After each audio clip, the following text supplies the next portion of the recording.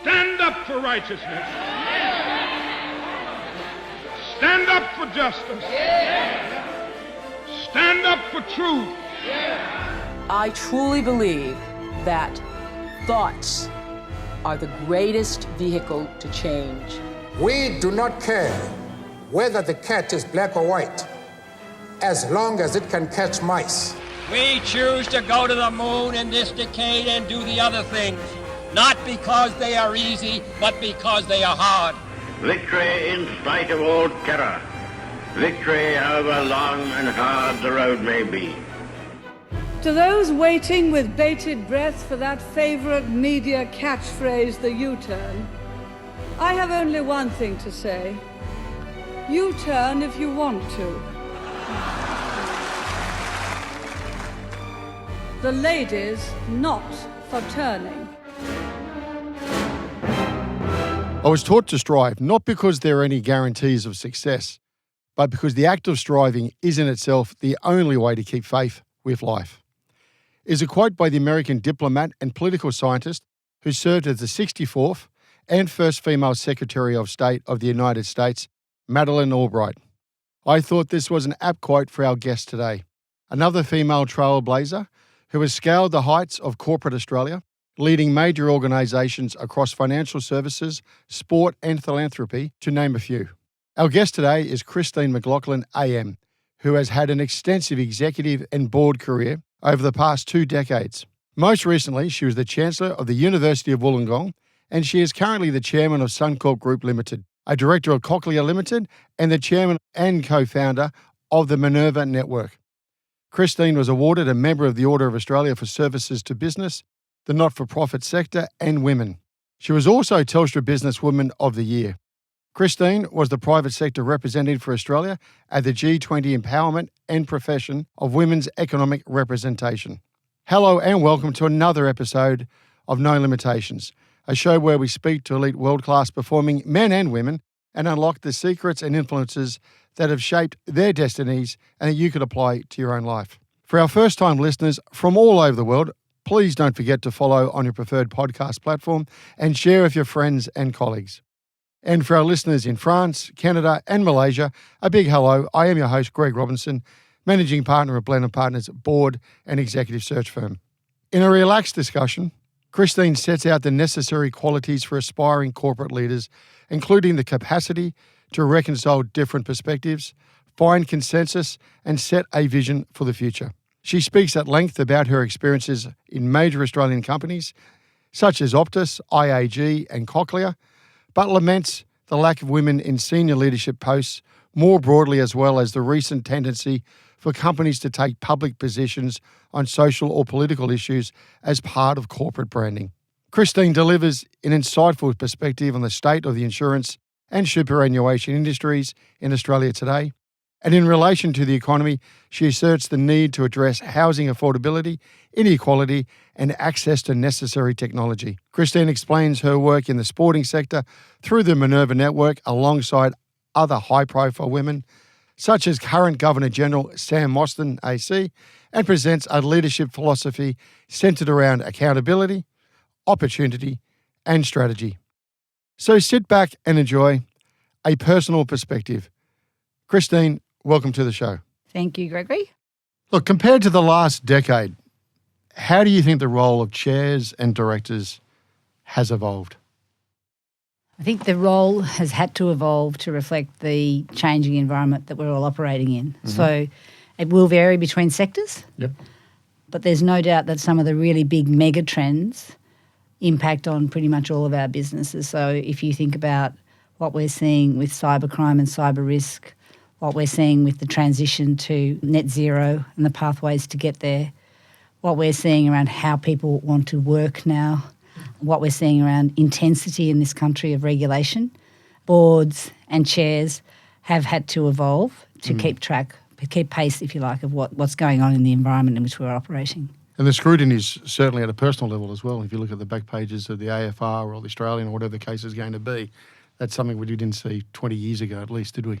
Oh, we've seen that. I've seen that the whole time I've been in business. Have you? I can take you back to the early 2000s when I was at AMP and the famous picture of George Trumbull and his headdress, the Indian headdress. That's right, yes. So American CEO went off on a particular tangent on a particular day. It was front page news and everybody who was around that long ago remembers the story. But do you think it's as intense as it was then? Like, it seems to be a lot more microscopic than it was, and it's only building from what I can see. Even if I was going to talk to the broader points, Christine, you've got now board CEOs, I guess, mindful of commentary around social aspects of society. Immigration, the vote this year on The Voice caused a big debate, etc. in the last 12 months. Boards weren't part of that a number of years ago. So have you got any sort of thoughts around the role of boards in that? Should they keep commenting or should they pull out of that? You raise an interesting point. I think there's some very interesting learnings over the last few years when boards take a corporate brand into a social or political issue. And my personal perspective is that it's really important to stay focused on those things that are really directly relevant to your own business. It's not up to companies to set policy. That's the role of our governments, and it's up to us to respect and implement policy. And you can't always get a board united anyway around some of these issues. Some boards become as divided on social issues as communities do. And our employee base becomes as divided as communities do. So it's not, and if you have a whole board that thinks the same way and takes a position on a very sensitive issue, you might be missing half of the population. So I think it's one to approach with much care and consideration. Okay, and as a chair, how do you feel for the CEOs these days? Their role certainly evolved somewhat. They're extensively engaged with stakeholders. They have everything from the proxies through to the press. Harder now as a CEO than ever before? I think the hardest experience I've seen for CEOs in this country has been leading through the pandemic. So the scrutiny from stakeholders has always been there. Some CEOs have been better at dealing with it than others. Sure. A great CEO will be someone who has really good stakeholder management skills. But when we had the lockdowns during the pandemics, all of our CEOs had to basically lead online. So while communication was in some ways easier because you could reach more people quickly in an online way, it was really hard to stay connected with the organisation. And I think one of the unintended consequences of that when we came out of the pandemic is that there's now this expectation of forever on, 24/7. Yeah. Because that's how we all were during the pandemic, boards and CEOs. Yeah. So there's definitely more pressure. Maybe the next generation of CEOs that come through over the next 5 to 10 years might have a reset on that, but CEOs and chairs and boards that led through the pandemic really did put the hours in. So you, in a appointing other directors onto boards, anything changed in terms of character, skill set, or competency sets you're looking more for these days as a result of what you just said? Well, there's definitely, I'm an advocate for diversity in the broadest possible sense around boards, and that's domain expertise, skill sets, gender, cultural diversity, which we're pretty poor at, quite frankly, in Australian boards, and having a mix in age as well. But I think because of all of the mega trends I referred to before that we weren't looking at in boards 10 years ago, we weren't looking at cyber risk and how we deal with cyber resilience, we weren't looking at AI and how we're going to grapple the ethical questions around generative AI. So there are a whole new wave of questions coming to boards, and I don't think you can go out and find an expert in every field. I think it's incumbent on us as directors to ensure that we continue to educate ourselves as individuals as well as a board collectively. So just on the education, are we going to see then the rise of more advisory boards?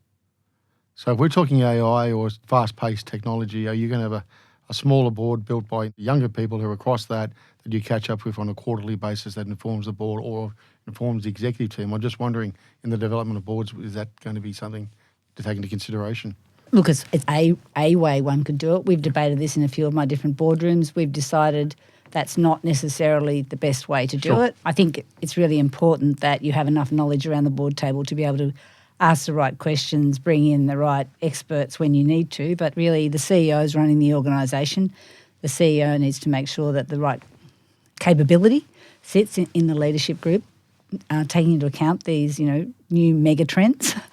And boards really have to be appropriately informed to know that what to challenge and what's coming over the parapet. So I've always been very active myself in my own continuous learning and education. Okay. Now, Christine, the obvious question, one of the questions that keep coming up all the time, in all the discussions we're having with CEOs at the moment, there is a distinct element of frustration about the amount of time in the boardroom spent on the actual business itself compared to governance and compliance. And you know where we're coming from. We are exceptionally strong in governance in this country, Yes. but overly? Yes, I think we are. We put too much weight on that compliance, regulatory, governance side in the boardroom, and we don't create enough space to have the broader strategic 5, 10, 15 years out discussions. And again, coming back to the big megatrends that are going to really disrupt our business. We all know that generative AI is going to disrupt our businesses, but we don't know how yet. In the same way, in 1994, we didn't know how the internet was going to disrupt our business. And then when the iPhone came along, we didn't know how that was going to disrupt our business. And I remember being an executive when looking at Facebook was banned in the workplace. So things change rapidly. So we don't spend enough time. We try. We've restructured in some of my boards. We've restructured our agenda to try and break it into a sharp governance section, a sharp operational section, and then a broader strategic section. That's in a board meeting, in addition to the strategic sessions you have during the year. And I think one of the things that's incumbent on directors is to bring the outside in. So those of us who sit on a number of different boards in different sectors are seeing different things. So how do I, as chairman of a board, create enough opportunity in the boardroom to hear those insights, and then we can grapple how it affects or could impact both the opportunities and challenges in our business. Now, you're chair of Suncorp and you're chair-elect of Aware Super. What's going to be the challenges? I know you're going to say the super challenges there a minute ago, but what do you see the challenges for both of those sectors, in insurance and in super funds? Now, if I think super funds, maybe just off the top of my head, your thoughts on young people looking at their super to put a deposit on their home. Is that an issue? Is that going against what Mr. Keating said? Is there any thoughts around that? Insurance, we've got arguments around climate change, more rain, more fire, etc.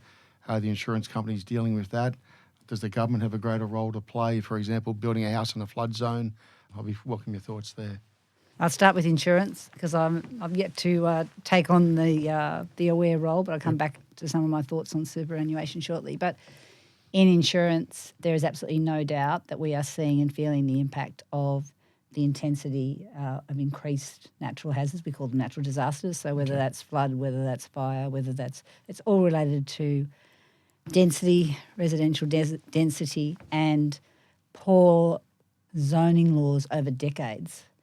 So if I take Lismore as an example, and it's well on the record that we had houses, Suncorp had houses, and I'm sure our competitors did as well, that were up for their third round of flood insurance claims. So zoning in floodplains should just be taken off the table, and bushfire areas. So our position there is to be quite strong advocates with the federal, state and local governments and through the Insurance Council of Australia to basically educate on how, if we all play our role in, we call it risk mitigation and building resilience, then we can get better outcomes, because it will not change climate change, but it will change the experience that the people who have been living in those poorly zoned areas are. The other issues around climate change for us, we're, like most businesses, really honing our net zero plan to ground and understanding the interdependencies with the externalities, if you like, to enable us to achieve those ambitions. We know we have to do it, but there needs to be some alignment of how governments are looking at this as well as how businesses are. And obviously it impacts our supply chains as well. Yeah, right. So for a lot of the really small suppliers, which can be very important in insurance. So if you get a massive decimation of a community through flood, cyclone, fire, then there's an extraordinary drain on tradies, on builders, on emergency supplies. And so a lot of the smaller suppliers being asked to comply with these net zero targets, pathways, are really going to struggle. Yeah, right. So there's going to be a trade-off, I think, that we'll have to stare into with governments when they're expecting us to basically have everybody back in their houses within, say, 12 months, Yep. with having the supply chain workforce that can comply with the climate obligations that we're committing to. So it's a bit of a wicked problem. It's a lot of a wicked problem. Yeah, and just say I've got a policy with Suncorp, and I live in a non-flooded area, a non-fire area. I'm in a major city, for example. Am I getting pretty frustrated that there are payouts going to people living in these zones? We've actually developed pretty sophisticated pricing engines now, so we can actually price risk fairly accurately based on your address. Yep. And so if you are living in a flood zone, you'll be paying a much higher premium, which is where we're running into all of these concerns around affordability. Yeah. But if you're not living in a flood zone, you're not going to be, your risk will be priced at a lower rate. So is the government going to come to the party for those people living in the flood zones or the fire zones? I or think whatever you want to call it? the New South Wales and Queensland governments in particular have done a lot to really change the discussion in those communities to not rebuild in flood zones. Yeah, okay. So there has been, and Queensland has actually been onto this for some time because that state is just so prone to natural disasters. Cyclones, yeah. And, you'll recall Roma going underwater and the building of the flood levee there. Well, Suncorp was very involved in that, and that meant that insurance became affordable for the people of Roma. Yep. And there are different councils along the coast who are taking those sorts of steps, but the New South Wales government was really proactive in the last round of far north New South Wales floods in looking at other ways to increase the resilience, I guess, of those communities. Okay. But it's a long, slow process. Sure is. And changes in governments always feel like you take a few steps back and then you go forward again. You're listening to the No Limitations podcast, brought to you by Blenheim Partners Board and Executive Search. As a trusted advisor, we work with Australian listed groups, multinational corporations, large private companies, and social impact organisations on their most critical people choices to drive change, prepare for growth, and outperform their peers. To learn more about Blenheim Partners and Executive Search, visit our website, blenheimpartners.com. And now, back to the show. Superannuation. Superannuation, yes. Well, Are we headed in the right direction how we're using it now, or what we're allowing to happen with it? I think the fundamentals of superannuation continue to be right for our country.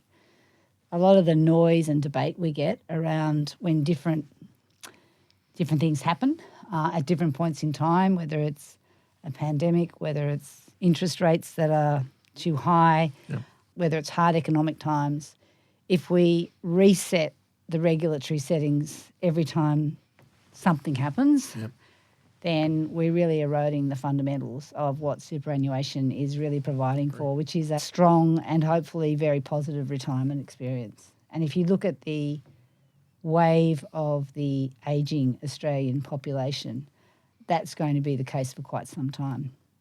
So I think we just need to try and take the politics out of it. You're smiling. That's a $64,000 question, isn't it, again? Yeah. I mean, if you look at how successful the superannuation system has been for our country. I mean, other countries around the world look at Australia and go, "That I wish we had that." Yes, agreed. So we want to not throw the baby out with the bathwater of the day. Where are you from? Are you from the countryside? I'm from the Riverina. So I grew up in a small country town called Berrigan and went to a small public school, Finley High School. Finley? Yes. Okay, I know Finley, yeah, right. Played them in Aussie Rules many years ago. A couple of good guy players came out of there, went down to Essendon and all sorts of stuff, I remember right. We used to get all Wasn't the Danaher's or something like that might have come out of there? And we got all the VFL players coming up to visit us during as a young girl. Yeah. I was known to occasionally miss that it was Mr. Barassi staying in the house. Or is that right? Well, you have different people coming through, and my father was very active in the VFL. What did Mum and Dad do? Dad had a small private grain business, which he grew over time. Started in Berrigan and then moved to Wagga with that. And Mum basically ran the back office and raised the 4 kids. Okay. And where was the inspiration to pursue law? That was a bit of a nudge from my maths teacher, actually, who pointed out that my strengths probably were in the sort of the disciplines that came with law, as opposed to my aspirations to be a physiotherapist, knowing that I fainted every time I saw blood. I didn't have any role models in the small country town I grew up in as women lawyers. It was always, there were a couple of men who were the local solicitors. So I never thought of it as a possibility. But I did go to ANU and I discovered there are a lot of other women who are also looking at a legal career. Pretty active in sport? Keen. I mean, when you grow up in the country, Good answer, I like that one when you grow up in the country, you know, sport is the glue. Yeah. So you play sport whether you're any good or not. So active, yes. Good, no. The reason I have no cartilage in my left knee now is because I basically had to play the mandatory netball and squash and tennis for about 30 years. So that left me with all sorts of legacy issues in my whole body. So I was active, yes, but I was never particularly great. But certainly loved the impact that I saw sport have on our communities, because it just brought all denominations and all people together. And getting behind the town team became something that you would do irrespective of whether it was cricket or whether it was tennis or whether it was football or whether it was netball and so forth. So, and then you went to Canberra, studied ANU? Yeah, ANU, fantastic experience, Yep. wonderful university. And at that stage, it was pretty much an equal representation of women and men studying law when I was at ANU, which was quite surprising. Yep. When I look at my experience when I actually went into private practice after it. Well, go on. What was your experience then? Well, when I first started in private practice in 1988, I think there were 36 in our intake into one of the large law firms. And Starting with A? And there were 6 women and 30 men. So that was surprised me a little bit, because I'd come from ANU, which was pretty much... So where had half the class gone then, if that was the case? Good question. They're not pursuing law, or they're just doing it for I'm taking you back to 1988. Yeah, but it's still not that long ago. A lot of people in my cohort did go into government roles. Yeah, okay. And that's sort of played through now. You can see them in significant leadership roles. Yep. A lot of public policy in government, Yep. which is probably reflective of Canberra. Yep. Not private practice. Not in the same 50-50 numbers you see now. Yeah, okay. And what was your focus in private practice? I was a commercial lawyer, so a lot of M&A work, banking work, pretty much. And then tapped on the shoulder to go and leave private to go into the commercial world? Well, I went to London for a couple of years with Allens and worked in small branch office, which just gave an incredible amount of autonomy. Yep. So then when I came back after my couple of years there, going back into the M&A room, living in hotels 7 days a week, I thought there's got to be a better way to do this. So that was at the time when telecommunications was deregulating, and Bob Mansfield was the CEO of Optus. Yes. And so there was an opportunity to join Optus as legal counsel. So I put my hat in the ring and ended up doing that, which was really a transformative experience for me. So after that, I didn't look back at private practice. So talk us through then the days at Optus. They were pretty fast-paced, weren't they? Well, it was a really interesting time. It was before Optus was listed, and the major shareholders were Bell South from the USA, Cable Wireless UK, and then there was an Australian consortium. And we spent, and obviously with the cable rollout, and that was when the internet also first started appearing on whiteboards. But it took a long time to list Optus. So I think because of my corporate background, I think for 3 years in a row, we sort of went through the process of about to list Optus. Then I went off and had my daughter and came back and it still hadn't listed. And so at that point I was approached by AMP, which was going through the demutualisation process, to go and work through the demutualisation and listing process at AMP. So who was the CEO then? That was George Trumbull. Yeah, okay. You want to talk us through that? Was pretty heavy days, those. It was intense, but it was interesting for me because, again, I found myself back in a very male-dominated environment, which Optus had probably been a little bit more of an even gender split, even though the engineering side was heavy in having more male leaders. But going to AMP was a little bit like stepping back in time. And I felt the weight of that as a young mother, working, because I've always been very diligent, but I did feel, gosh, am I in the right place? But that's where George Trumbull was a really terrific CEO. He was very genuinely supportive of having more women come through in leadership roles and He personally shepherded me into different parts of the business, including the investment business, to give me broader experience than law. So that's something I remember about his leadership. Went on to be on Andrew Mole's leadership team when he took over as CEO of AMP, and that was a really tough couple of years because that's when we basically had to demerge the UK and the Australian businesses. And I led the demerger. That's Henderson? Yes, Yeah. yeah. And so I led the demerger, reporting to the Australian board. So we had the Australian CEO, Andrew, and we had a UK CEO, Roger, and I was the smiling assassin in the middle. But we got there. We did achieve that very successfully, that demerger. Our business is very different now, obviously. But I worked hard for a couple of years. I was flying back and forth from the UK for 2 years to get that deal across the line. You just made a couple of comments regarding male-female in the sort of distribution in these large organisations. Was it hard as an executive female? From my perspective, obviously I'm a male. What should I be looking out for when I see women coming through? It's interesting. I didn't think at the time it was, but then when I look back now, I realise that it was. What, hard to get your voice up, hard to get your argument across? I think sometimes when you're the only woman on the leadership team, which I was, it is hard to be heard, but that's where having a supportive CEO is very important, and Andrew Mole was a very supportive CEO in that context, as was Mike Hawker subsequently at IAG. Yeah. But it's when you are a working mother in a very senior role, you've only got so many hours in a week, so you have to you don't participate in those more informal get-togethers that a lot of your colleagues do. So you're always playing catch-up in sort of understanding the less formal parts of business. Where a lot of stuff gets done, right? Yeah. And that's why I now really am very, very engaged in sport, because so much business gets done in sport. I didn't have time when I was in my 30s to be doing that because I was raising kids and building the career. Yeah, but now some years ago, I joined the board of Venues New South Wales. I was chairing it for the New South Wales government, and the very first event that I hosted out at the Olympic Stadium, the only women in the corporate suite were partners of the men who'd been invited. And this is literally only 8 years ago.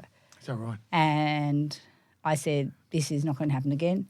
There are many amazing women out there. Absolutely. We will have a mixture of men and women leaders in our corporate entertaining. And how about we include the athletes as well? So that's when I really started to get engaged in sport, and I could see how much business gets done over sport. So that's been a really interesting journey for me. I'll come down in a second. Okay. Next step, you went to IAG. I think you mentioned Mr. Hawker. Mm-hmm. Now, they were pretty ambitious times for IAG, weren't they? Yeah, well, that was, at that time, IAG had really hoped to execute a successful strategy in China, which, history's told us did not come to fruition.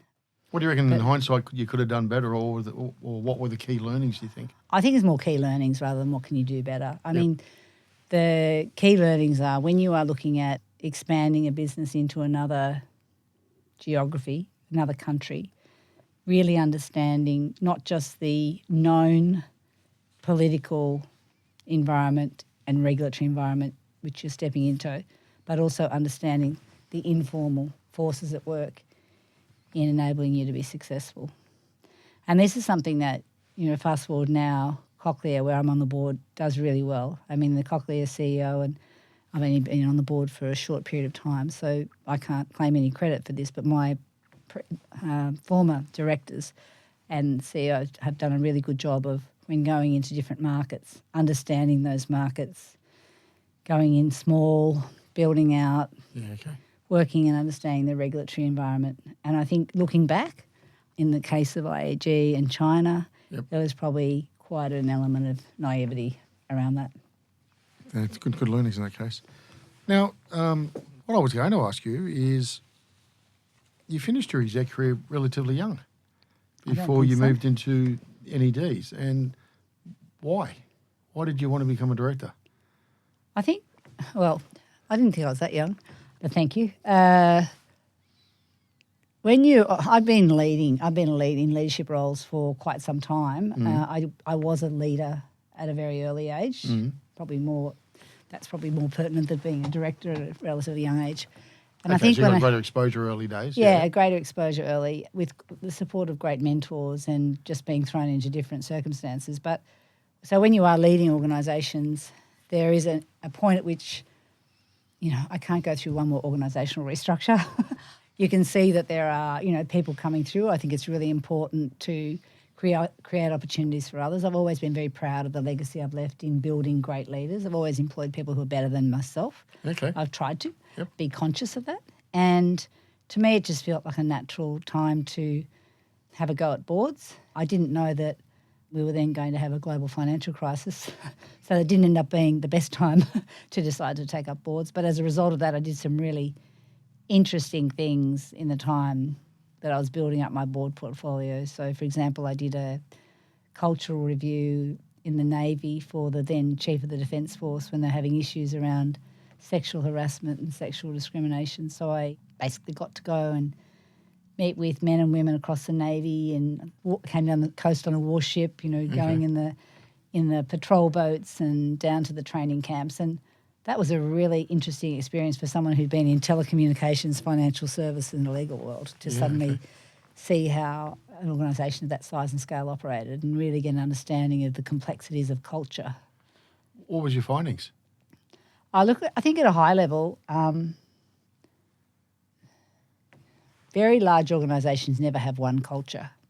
Multi. Have pockets of culture and norms, and the culture is defined by the leadership in that hub or area. So that's probably my biggest learning, because you can't just push one button and fix culture or set culture.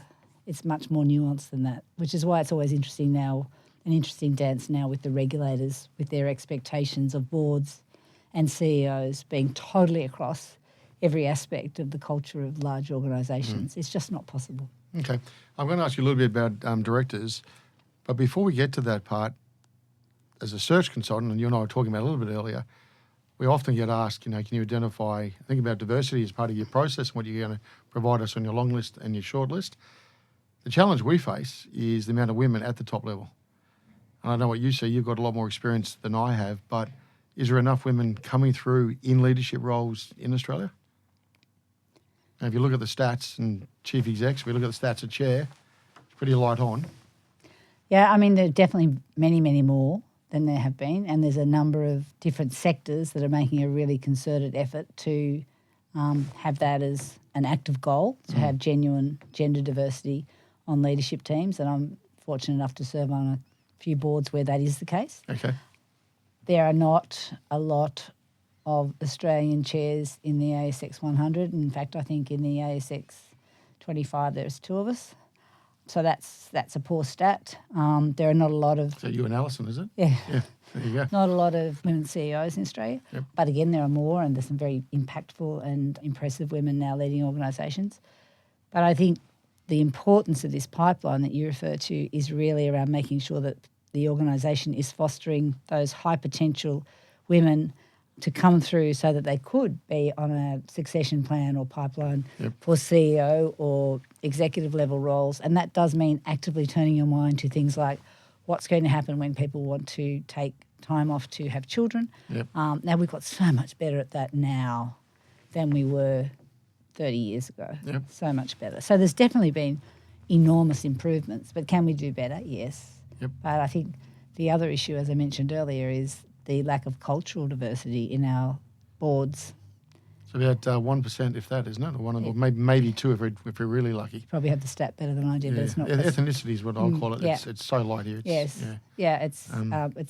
inexplicable, really. Well, particularly if we're going to we're looking at immigration. We're also looking at opening up other markets, and you sit back and go, well, hold it, there's no one in the boardroom who's ever been there before, of any, besides doing a quick trip. It's quite surprising. Hey, look, just one thing while I'm talking to you. Are women putting their hand up enough to go for the big roles? Like you said, you said you did well, but I don't know, you had great support to do it. I don't know your personal life or anything about it, or you're just, I'm going to give it my best shot. But is there enough out there having a real go? Because it's not going to be served up on a platter. No, I think there are a lot of women who have very big ambitions and really giving it a really good go, definitely. And a lot of the CEO appointment role is about timing. It's a bit like boards, and you see this because of your vocation. The number of people that want to transition from leadership roles to board roles is far greater than the number of roles in this country. So, but no, I think there, if I look at the organisations that I'm involved with, there are a lot of high potential women going hard to get the really big jobs. So what would you say to them to go from being high potential to actually making it? What's the point of difference? Well, I have to think. It can't be just all timing. There's got to be something else. No, you've got to think beyond the job you're doing, right? So you have to really think about where the industry as well as the business you're in is heading, and then you have to figure out how you're going to be ahead of the ball rather than following the ball. And that will involve a certain amount of personal stretch and planning to get outside of your organisation and to put yourself in a position where you really are a thought leader and an influencer, because that's how you really get the top job, right? Not just by doing the job you're doing. Correct. That's not easy. No? Was it meant to be easy? No, it's not easy. And it's the same for men and women. Yeah, okay. Now, you're heavily involved in sport, and you said that's added to you as a part of your career, and you said, and obviously, opportunity in business. So what is Minerva? You want to talk us through what it is? I'm really delighted to talk to you about Minerva Network. Yep. It is an organisation that was established just after Rio Olympics. A small number of business women, including the newly appointed Governor-General, the Honourable Sam Mostyn, and myself, got together with some athletes and who'd been approaching us for support, some of the Australian cricketers who weren't at the Olympics, but also some of the Olympians. And we sat in a room and we brainstormed what it was that they needed, and pretty quickly got to the fact that they weren't getting any support from their sports other than training and playing sport. So how could we support them in both leveraging the time that they're on the field and the brand they've got on the field, but also planning for their pathway when their sporting career finishes, whether that's finished because of injury or because they've peaked and they're ready to retire. So we've grown enormously. So since 2016, we now have around 850 athletes women athletes, across 76 different sports. What, in eight across years? Australia, yes. Wow. Yeah, it's a fantastic achievement. growth story. Yeah. We've got state chapters in each Australian state with high-profile businesswomen leading it. Okay. Our 380 mentors they all give their time on a pro bono basis. It's a not-for-profit. Okay. And of that 380, we've asked if they would flag if they have an interest in being on a sporting board or sporting body from a governance perspective, because I quite often hear that there are not enough women who are interested in this. Well, for anyone listening, I can give you many names, and it's really changing the discussion around diversity on sporting boards and sporting bodies. And you've seen recently with the appointment of Kate Jenkins as the new chairman of the Australian Sports Commission. She's also really interested in how we're actually giving a pipeline of people to do this. So that's a game changer. And what we're giving these incredible young athletes, they are extraordinary role models. They're future leaders, like one who's recently retired, who's been with us for some years, Kate Campbell. I mean, what an extraordinary leader she is, as well as an extraordinary athlete, in her case, swimming. Madison De Rosario, competing in Paris for the Paralympics, has been involved with Minerva Network for the last 6 years. She's had a mentor. She is just an amazing role model. When Maddie goes and does the GIO race on Australia Day with all the wheelchair athletes, there's kids, boys and girls coming out just clapping and saying, wow, I can do this.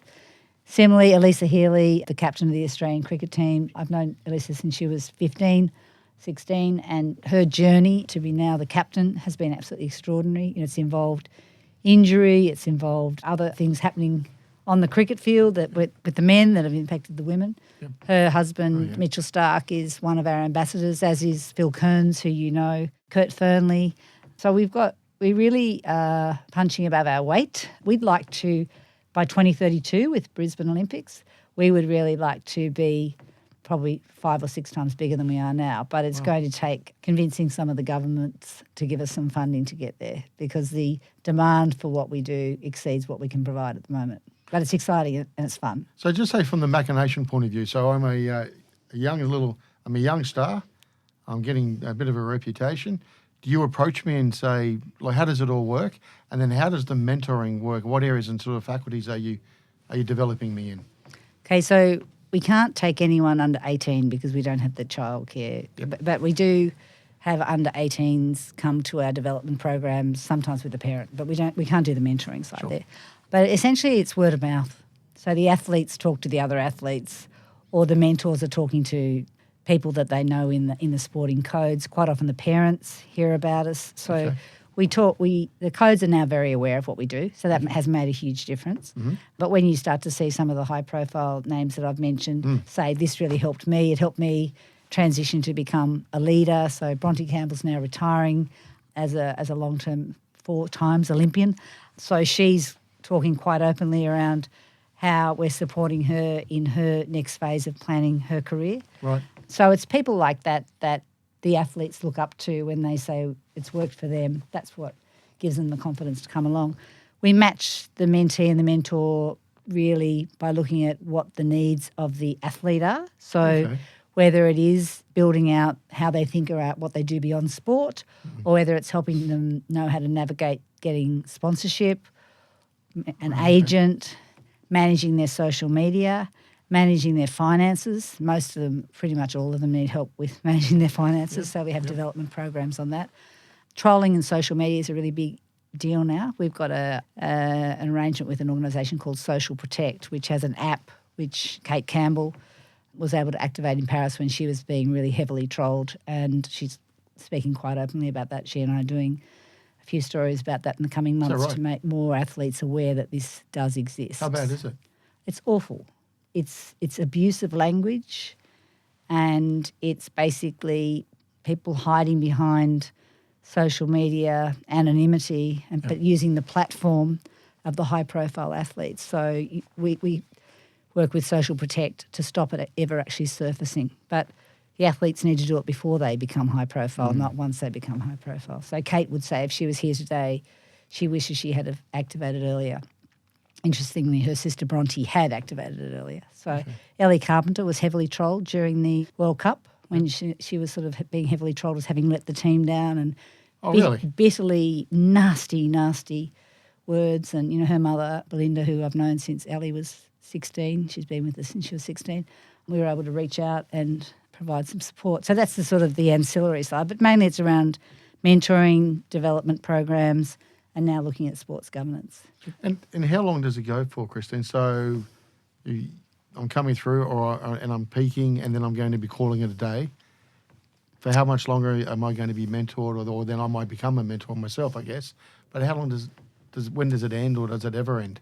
Well, it depends on the athlete. So, as I say, we started officially in 2016.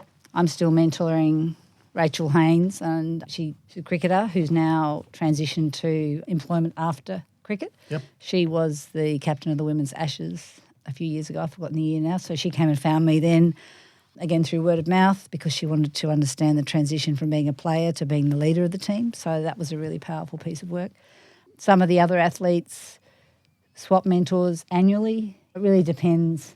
So Naomi Fox has been with us for some time. She's now entering her next chapter, so she'll take on a different mentor to the one she had before. So it really depends on where people are at in their point in time. And the mentors, where do they all come from? All sort of walks of life? Or all your clients, Greg. They probably are, I guess, aren't they? Pretty much C-suite women across Australia. So women, business leaders, professionals. So rewarding for both parties then, isn't it? Yeah. They all give their time on a pro bono basis. And we have to train them how to mentor athletes. It's very different mentoring athletes to mentoring people in business, because in business, we're used to structure. Yes. The athletes are used to structure on the field, but once you get off the field, it's, communication becomes an issue and those sorts of things. So we basically help the mentors transition to thinking about how you would support an athlete who's got a rigorous training schedule, a rigorous travel schedule, doesn't actually want to sit down and meet you face-to-face a lot. Quite often it's messaging Zoom or something, FaceTimes. I do more FaceTimes with Bronte Campbell than I do face-to-face. So Maddie Di Rosario, probably with her mentor, probably most of it's FaceTime. So it varies with the athletes and what stage they're at. Louise Savage is another person who's just an incredible former Paralympian, and she says she wishes it had been in place when she was competing. If you flip it the other way, because this is a huge amount of content and asset that you got there for business or for Australia as a whole, and bearing in mind what these athletes put themselves in terms of high performance, which we hear over and over, are we extracting enough out of that? Oh, definitely not. It's a totally underutilised talent pool. So what can we do better? Well, I think recognising that our athletes, men and women, are a talent pool beyond their sport is a good start. Yep. And there are many, many cases of people who've been successful in transitioning beyond sport. If you look at beyond their sporting playing career, Belinda Clark, Chris Matthews, there's many men and women. They would say that there was never a system that supported leveraging it. So what we're trying to do now is to provide a system that supports it and showcases it. And there are a number of companies that we interact with, to your point, who really see that these athletes have tenacity, resilience, determination, feedback. They get feedback after every single event. Laugh, or what do they do? Yeah. And you go into the corporate environment and, people hear the feedback word and they say they hear, the steps running down the corridor. Yeah. So some things that athletes do really, really well and we can learn from. And role models. I mean, their behaviours, they're basically in the public eye all of the time. Soft diplomacy, you'll quite often see that politicians are recognised, in particular look at India, our cricketers. Yeah, so I think there's a great underutilised, if I could say, asset in this talent pool that I'd love to see the country embracing and getting behind. We cover 76 different sports. Probably only 10 of those sports get reasonably remunerated in the women's codes. 76 sports, did you say? Yeah. 76 sports. That's an enormous amount. That's a huge amount. And some of them are individual sports, some of them are team sports. If you weren't there, would we be reading non-stop about, I've been a superstar, I've got 3 gold medals, but now I'm suffering depression? I suspect there would be more of that. Because it's such a high to come down off, isn't it? Yeah. I mean, one of the points that stands out for me is when Tokyo was postponed in the pandemic. Yes. And we had, up until that point, everything we did at Minerva Network was face-to-face physical in different states. And then everything was closed down, all sport was stopped. So it wasn't just Tokyo, it was all sport. So we basically had a webinar and I think we had about 90 women athletes on the screen looking like seals in their tracksuits, just totally down, depressed, many of them. Yep. And we had a psychologist on that call and it was extraordinary. It was a Zoom call. But the openness with which they all spoke about how they felt at that point goes a bit to your point about when you're going for the high and either you miss it or it's not there, the fall of the lows. Massive. And, it's more than just having their families to support them. Like having a professional organisation like Minerva Network means that you can actually feel like you're not loading your family up again, but actually go to people who are one step removed and able to sort of help you navigate through it. So how's it funded so far, Christine? We have got a small number of very supportive corporate sponsors, and they've been with us really since the get-go. But we need a lot more funding to achieve a bigger reach. What was the stimulus to start it?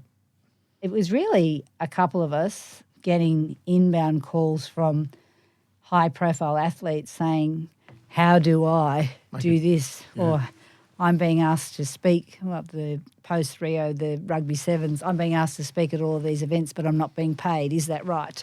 Just inbound calls and realising that then this was this systemic failure, not just individuals. So as we looked at different sports, this was sort of across the field. The girls just didn't know how to do these broader career skills. This is a tremendous effort, Christine, what you and the Minerva team are doing.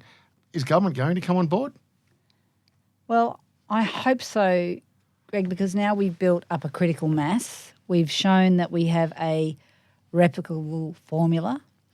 It's basically been rolled out across Australia, and women, our sheroes, are shining in so many domestic and international competitions that I think that government would be starting to see this as an asset. So how do we capture these wonderful role models at a time when this country is constantly grappling with that sort of, so many different gender issues. And the women athletes are really, really strong women. Okay. And great leaders. So I hope that the past couple of years of success, not just in the Olympics and Paralympics, but in the other big domestic and international competitions, and us harnessing that in a way that benefits communities and delivers social impact, will be picked up now by the federal government as something that they could really support. And who supports you at the moment? Which particular organisations? We have support from NIB, Health Insurance. One of our earliest supporters who's still with us is Excellency, and they came on when we really only had 20 athletes and 10 mentors. Yeah, well. Oricon have been an incredible supporter.